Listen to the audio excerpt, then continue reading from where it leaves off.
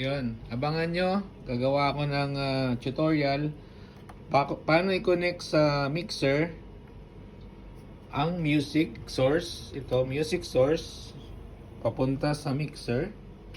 At ang audio source, ito ang aking audio source. Yan. Audio source, ito ang microphone papunta sa mixer. Yan. Ito nyo, gagawa ko ng tutorial dyan. So, out ng mixer, papasok sa laptop.